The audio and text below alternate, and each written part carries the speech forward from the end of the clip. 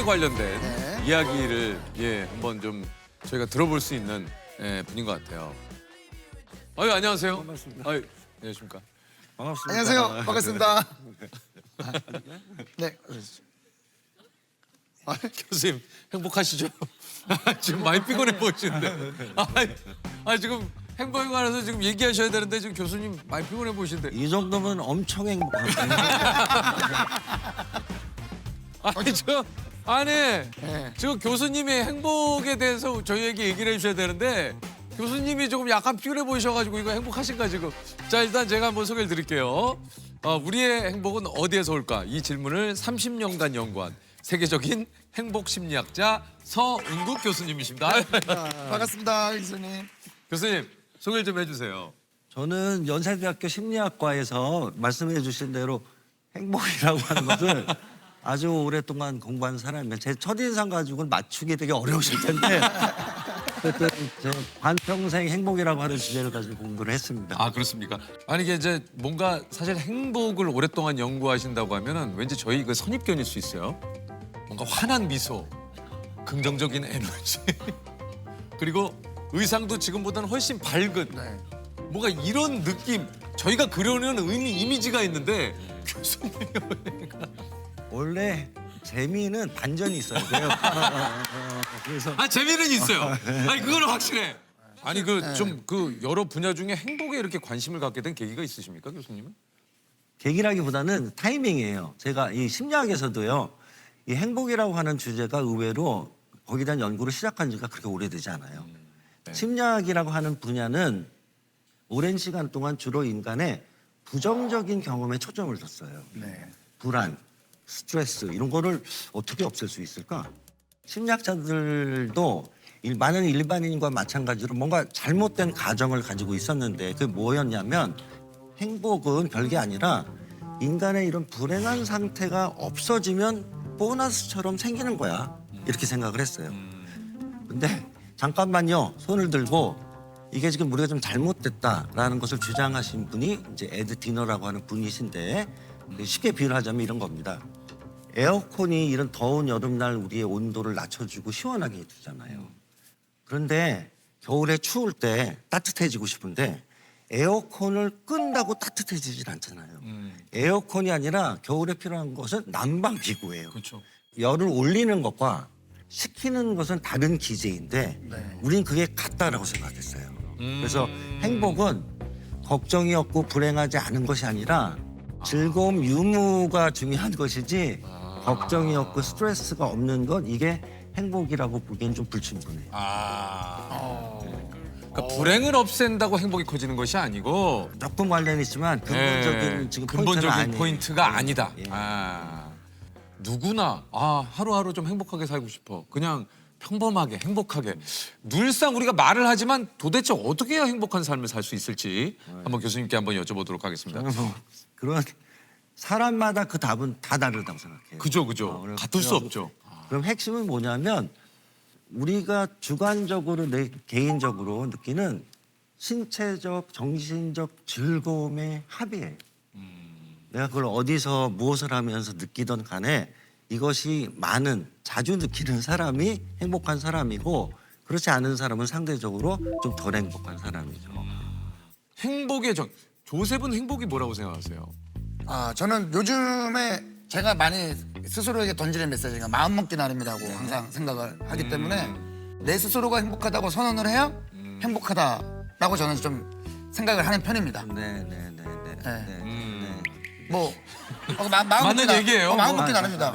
근데 마음먹기 나름인 것도 있는데 또 원론적으로 생각하면은 꼭 그렇지만은 않아요. 조세님은 이 탁자를 보고 막 지금 너무 해피하세요? 사실 이걸 보고 해피하진 않고 교수님 보고 해피해. 그건 당연한 거고 어쨌든 교수님 보고 갑자기 막 너무 신이 나가지고 저는 근데 우리가 극단적으로 얘기 좀 몰아갑시다. 네. 행복이 마음먹기에 따라서 다 달라지면 난 행복해지고 싶어. 난 이 탁자 보고 행복해. 이래야 돼요. 그런데 그렇진 않지. 뇌가 탁자를 보고 시계줄을 보고 막 해피한 뇌는 고장난대요. 뇌는 그렇겠네. 무슨 뜻이냐면 예. 변별력 없이 아무 때나 감정을 느끼는 것은 또 내 마음이 마음대로 통제되는 감정을 가지고 있는 것은 감정 시스템이 고장난 거예요. 그래서 불안할 땐 불안을 해야 되고 그건 느껴야 되는 거다 내가. 심지어 우울함도 우울할 때 느껴야 느껴야 돼. 돼. 끊임없이 내가 그냥 난 행복해 한다고 행복해지는 게 아니다. 행복은 감정적인 거고 어떤 감정적인 경험은 우리의 의지 같은 것으로 탁탁 만들어지는 게 아니에요. 우리 어떤 뇌가 어떤 필요에 의해서 적절한 상황에서 적절한 감정을 만들어야 돼요. 가령 위험한 상황에서는 어떤 감정을 느껴야 될까요? 공포심을 느끼는 그렇죠. 거죠. 악어를 보면 공포심이 있어야 돼. 근데 잘못된 감정을 느끼면 악어를 봤는데 너무 귀여워. 이렇게 하면 어떻게 될까요? 왜 그런 사람이 지금 없을까요? 악어 배 안에 있어요, 다. 악어한테 잡혀먹어가지고. 다시 말하면 적절한 상황에서 감정이 딱딱 켜지는 게 중요해요. 이 감정을 주관하는 이 뇌라고 하는 친구는 우리 입장에서 보면 좀 아쉽지만 우리를 행복하게 만들어주는데 일말에 관심이 없어요. 그것을 위해서 디자인이 된 게 아니라 이런 생존과 이런 것의 확률을 높이도록 이 뇌가 돌아가요. 그러니까 마음 먹기에 따라 달아. 그러니까 내 스스로 의지를 다지고 뭔가 이 상황을 내 스스로 극복하기 위한 원동력이 될 수는 있으나 그렇죠. 그러나 그렇죠. 이것을 현실을 부정하고 그렇죠. 모든 걸 다 긍정적으로 그렇진 할 수 않아요. 있어. 그건 아닌 거 봐요. 그렇진 않아요. 이런 것이 좀 필요하다라는 얘기신 것 같아요. 행복감을 느끼는 그 개인차들이 좀 있습니까? 있죠. 아주 큽니다. 그런 게 어떤 선천적인 기질이 우선은 굉장히 중요해요. 그래서 뭐 근데 지금 행복한 사람의 개인차 이런 질문을 하셨잖아요. 네. 그랬을 때는 이런 대표적으로 나오는 특성이 외향성이라고 하는 성격 기질이 행복과 확실히 관련이 있다라는 것이 한 연구가 아니라 수백 수천 편의 논문에서 반복적으로 나와요. 외향적인 분들. 네네. 이 행복감은 언제 켜지느냐? 인간에게 제일 중요했던 자원이 등장했을 때 생존. 그거는 인간에게는 다른 사람이었거든요. 그랬을 때 사람을 만날 때 잘하고 있어 알려주기 위해서 이 전구가 켜져요. 그러면 세상에 가장 뭐랄까요? 바보 같은 질문이 뭐냐면 어떤 성격이 좋습니까예요. 왜냐하면 성격이 다 있는 거는 각자 그 성격의 특성에 쓰임새가 있어요. 상황에 따라서. 수저가 귀한 걸까요? 젓가락이 귀한 걸까요? 그러니까 두 개의 쓰임으로 보았을 때 그래서 그렇게 객관식으로 묻는 것 자체가 우문이에요. 왜냐하면 국을 먹을 때는 수저가 있어야 그치, 되고 그치. 네네네. 콩나물 먹을 때 젓가락이 있어야 되지. 그렇죠. 다시 말하면 성격을 우리가 수저 젓가락에 비유하자면 뭐가 좋으냐 이거는 약간 바보 같은 질문이에요. 크게 보면 외향성이 갖고 있는 여러 가지 문제점들도 많아요. 어떤 것들이 있을까요? 외향적인 사람들. 금방 지칠 때도 지칠 때도 있고 네. 용맹하기도 하고 네. 등등인데 용맹을 넘으면 뭐죠? 오지랖이 될 때도 오지랖도 있고 네, 네. 만용이 있을 수도 있고 네. 뭐 가끔 그래서 막 사실은 나대는 경우도 있고. 많이 죽어요. 그렇죠. 용맹. 아. 예를 들면 이거죠. 악어가 앞에 있는데 야 내가 정리할게. 그렇죠. 득과 실이 근데 교수님 외향적이면 많이 죽는다. 저 굉장히 그러니까 이것도 저 굉장히 이것도 너무 외향적인데. 오해는 없으시기 바랍니다. 아니, 근데 설명을 그러니까 하자면. 설명을 하다 보니 아니 딱 생각나는 케이스가 뭐예요? 영국의 마우리스 윌슨이라고 하는 탐험가가 있었습니다. 전혀 등산 경험이 없어요. 에베레스트를 정복한다는 게 너무 좀 말이 안 되죠. 말이 안 되죠. 네. 아주 외향적이고 낙관적인 사람이에요. 그래서 이 양반이 무슨 계획을 세웠느냐? 내가 경비행기를 사서 그 비행기를 타고 가갖고 에베레스트 중턱쯤에 추락을 시킨 다음에 나머지로 올라가겠다. 기가 막히죠? 너무 너무 무모하죠. 와, 약간은 허무맹랑한 네. 얘기. 슈퍼 외향성. 네. 죽었어요. 외향적이지 않으면 뭔가 문제가 맞아. 그건 아니다. 맞아요. 그런 스트레스를 느낄 필요가 전혀 없다라는 말씀을 드리기 위해서 장황한 얘기를 했던 맞아요. 거예요. 그래서 저희가 질문이 그 다음에 이제 그러면 내향적인 분들, 집에 있길 좋아하는 분들은 덜 행복한 건가? 이런 질문을 또 저희가 이제 드리는 거죠. 그래서 평균적으로. 그래서 네. 내향적인 사람은 사실은 외향적인 사람이랑 똑같아요. 그래서 내향적인 사람은 혼자서 뭐 거울 앞에서 시집 읽을 때 제일 행복하다. 전혀 그렇지 않아요.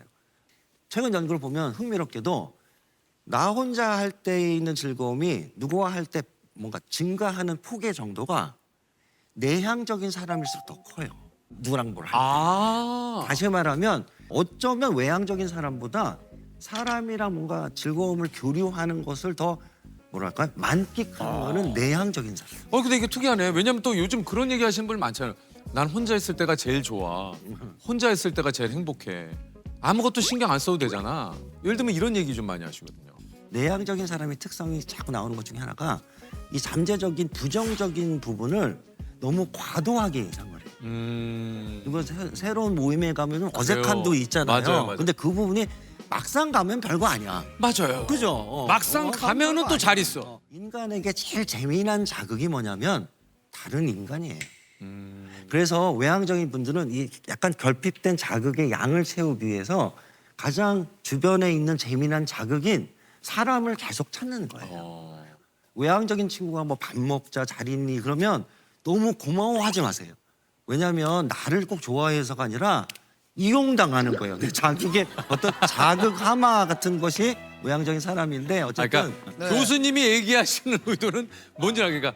이용이라는 표현이 좀 자극적으로 좀 들리긴 하지만, 그러니까 그만큼 그 사람도 그 사람입니다만 네. 내가 어떤 요 하는 데 있어서 네. 그 사람과의 어떤 요 시간이 좀 필요할 때도 있다. 맞습니다.